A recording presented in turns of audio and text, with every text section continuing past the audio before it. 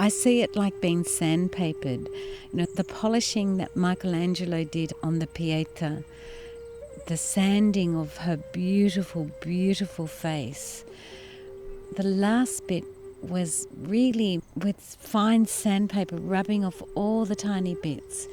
So walking feels like I am being sandpapered and crafted into something that is much more beautiful.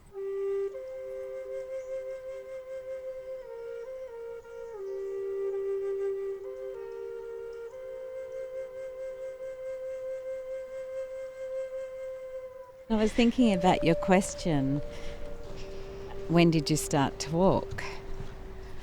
And Adrian actually introduced me to bushwalking. When was that? Oh, it would have been 21. Oh, you were 21? 21 or 22. Yeah. So really young. And then obviously when he died, that's when I did my first really long trek, the Camino, 850 kilometres. And I learnt the benefit of long walks, day after day after day after day, because there's something, I think, profoundly different happens to you when you're on the road for a long period of time. Was the Camino the experience that you needed to have to push through those hard moments? Yeah, definitely. And I think with the Camino, because I was intentionally walking because I was grieving in grief, and I knew that I needed to keep on moving my body so that the grief didn't get trapped like embedded trauma. I'd always wanted to do it, and then about a year and a half after Adrian died and my children were going travelling and leaving home, and I think actually I was super scared of being alone in the family home. I didn't want that, so I went. I mean, not only does walking help you clear your mind, but you strengthen your body physically, but especially that walk, it was filled with so many moments where the path informed the healing. So it's not me healing, the path informed the healing, with a great sense, an embedded sense of you are okay, you will be okay, everything's okay. And I can see at the beginning, for example, my pack wasn't that heavy, but heavy for a Camino walk, probably 15 kilograms. And by the end of my walk, my pack was about 7 kilograms. And as I'd walk, I'd realise much of the stuff that was on my back, literally and figuratively, was fear. A super first aid kit. What else? 2 pairs of shoes. You don't need 2 pairs of shoes. You need one good pair of shoes. Mainly it was the first aid kit and extra clothes. But of course the Camino, you're only ever 10 kilometres away from a town, really. So it's not like you're walking in the wilds of Tasmania where you actually do need that stuff. So how long after Adrian died did you do the Camino? About 18 months. Not quite 18 months, actually. What was it that made you choose that kind of experience? I'd read about the Camino, and this is before the Camino was popular. It wasn't as popular. And I liked the idea of a pilgrimage. If you think about the possibility that we've always got a red thread, that runs through our life, then for some reason I've always been attracted to the thought of a pilgrimage. The pilgrimage for me is an intentional spiritual journey, or at least an intentional walk. The next walk we're about to do is very much a pilgrimage because it's so intentional. Were there moments on the Camino where you were close to giving up?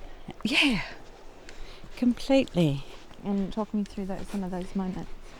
I can't quite remember what preceded it, but I know that there was one point in the Camino where it's probably the first time I was reduced to being on my knees in grief, despair, humbleness, surrender, actually.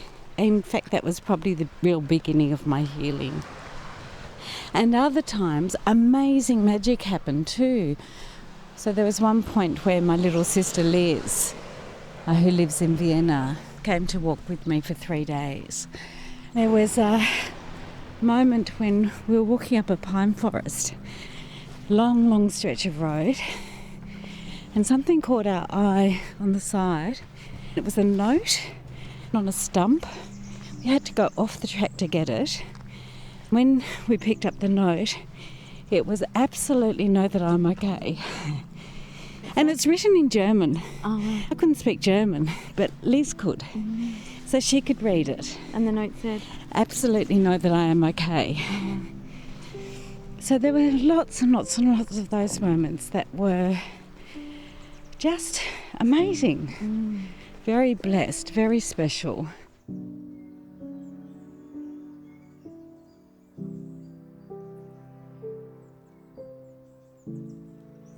Walking the Camino, did that awaken? I think the walking of the Camino, similar to the 200k walk that I've just done, what that does, it gives you space where what anchors you to who you've been up until that time can be broken. So the patterns of life are broken. That getting up and looking at the internet is broken, clearing emails is broken, answering calls to clients is broken. All of those patterns of life that can keep us tethered to who we have been up until that moment are released. So if we think about when we release the ties that bind a boat to being tied up at a dock, and they're all released, so now the boat sailed couldn't do before. I think that's what happens. So in fact, maybe choice opens up. Conscious choice. Who do I now want to be, and what is now available to me? And now that I'm not fettered by the past that has happened until that point in time.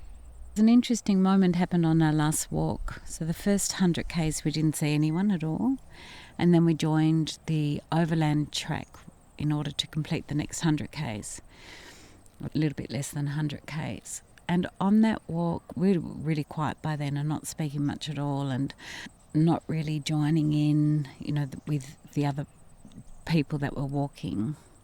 There was a group of 6 women who were down from Queensland and another group of 3 women from Victoria who were walking. And on about our 3rd or 4th day, we came to a point in a myrtle forest that had a side track off to the waterfall, and we decided not to go to the waterfall, sat and had a cup of tea. And these young women had all gone to the waterfall and were just coming back. We were having our cup of tea and, they were filling with their packs after the waterfall. And one of them said, "Do you mind us asking what you do for a living?" I said, "No, not at all. What do you think we do?" And they said, "We don't know, but it's something to do with peace." And I just thought, isn't that really interesting? We haven't said anything, we haven't connected with anyone. So what is it that they're picking up on, that they have got that conclusion? So we asked them and they just sort of said, observing the way that you are, observing the way that you are with each other, observing the way that you even set up your tent, observing the way that you walk, you give off is such an aura or a resonance of peace. And I said to Chris, okay, as a dedicated peace walker, because we were walking intentionally for peace because the war in Ukraine had already happened by then. We didn't know that when we first started walking. So the second half of the walk we dedicated just walking for peace. As an active peace worker, peace builder around the world, we did as much good by walking intentionally for peace and then having conversations like that with people, which then continued for the rest of the walk in all sorts of different places, than what we did as active peace builders before. So there's something in there, something for me about the true, when we align ourselves to peace internally, then we affect the outside world. So if we all want to see a really different world, then I think there is as much value in you aligning yourself to be peaceful, because it's all connected anyway. So when you do that, you walk, for peace. Is that setting an intention? And what happens to you while you're doing that? So jump back a little bit. Last year we walked another couple of 100k through some of the most remotest areas of Tasmania. And on that walk I was thinking about what's next for me. I'm 60 and know that I'm in transition. Chris is 70. On that walk I thought peace has always been a major part of my life. What are the red threads again running through my life? I've always been an activist for peace since I was 16 and went to Hiroshima for the very first time. So this is 45 years ago. And walking has always been a red thread all the way through my life. And I know how to build community and scale. So what would happen if I built a platform where 100 women came together to walk 100 Ks to raise $100,000? That was what it was intentionally, originally. And since then, investigating that, speaking to lawyers, setting up a charity, speaking to financial planners, accountants, looking at the governance framework, getting quotes for the website, I need about $120,000 to make that happen. I don't have that cash.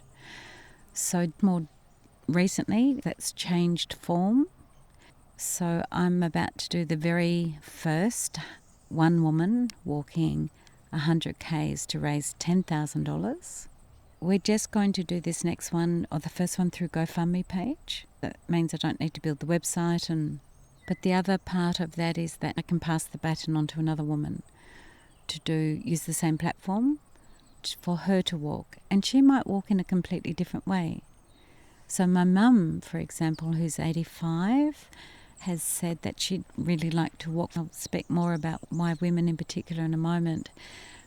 But my mum said, if I walked every day just for a kilometre, would that work? And I said, of course it works, because we don't have to time frame it, and it doesn't have to be with a pack on like I'm doing. It is any woman who would choose to walk 100 Ks. Using GoFundMe, it means that you can direct your money intentionally to a women's cause that is close to your heart. So, walking is morphing into something, or it has morphed into something from, if you look back to when Adrian introduced you to bushwalking through Tassie, which was probably just, you tell me, I guess it's just as a leisurely activity. Yeah. And then I think it was a check each other out activity, actually. It worked.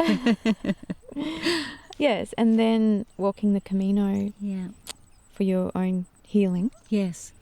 Personal healing. But it sounds like last year it changed, where those three threads all came together. So the three threads being peace worker walking, and knowing how to leverage this to do something bigger with it that's beyond me. So both raising awareness and also raising funds. And the reason why I've chosen to focus on women is that even in peace work, we know that when we have one woman who sits in a formal peace negotiation, on average, that peace negotiation will last 15 years longer than if there's no woman around. And I've thought about this for a long time, thinking, well, why with that perspective? And I think when a woman is sitting at the table, she'll ask questions and she'll negotiate for funds to feed the children, funds to rebuild schools, funds to rehabilitate soldiers, funds to care for people that were maimed, funds to mine an area, funds to remove arms out of a community. So I think a woman's perspective is a different perspective than what a man might negotiate or just men might negotiate. And we also know that if you've got a woman around a board table, for example, the increased value that brings, both financially, but also we just bring a different lens. And it's not just women, it's the diversity. But at the moment, I'm really walking to raise the profile and the awareness and the importance of having women in decision-making. Women are central in the decision-making frameworks within our community. And there's many reasons why. At the moment here in Australia, the largest cohort of homeless people are women over the age of 55. I know some girlfriends who've spent their life in casual work who are one pay away from being homeless. You know, they don't have the resources, they don't have the funds, they've never had the money to secure their own housing. You know, they're so vulnerable. And I'd sort of imagine how I would be if that was me. I'd be really scared. So at the moment, regarding pay equity, the current trajectory that we are on, we will achieve pay equity with men in 208 years. I am a product of the patriarchal society as well. You know, as I said, I'm 60. I've worked mainly with men all my life. So I'm not even sure. It's a bit like a fish swimming in water. It doesn't know that it's swimming in water necessarily. I'm not even sure how the patriarchy has changed me, changed lenses. I can't see the everyday oppression that many women experience and feel. I'm really privileged, and I'm white, I'm educated, I'm resourced. I look at many women around me that don't have access to that privileged and how vulnerable and marginalised they are. So I think there's an enormous amount of work that we need to do to both educate our men and educate and support our women. So this is, if you like, a networked community of like-minded women united in values. That's what unites us. And even that concept, a network of collaboration, that's very female. This is not about competition in any way. And this is aligning and giving women support so that they've got a vehicle for the causes that they feel passionate about, so that they can take grounded action, both internal, that aligns with their internal desires, as well as supporting others through whatever cause that it is that they want to work.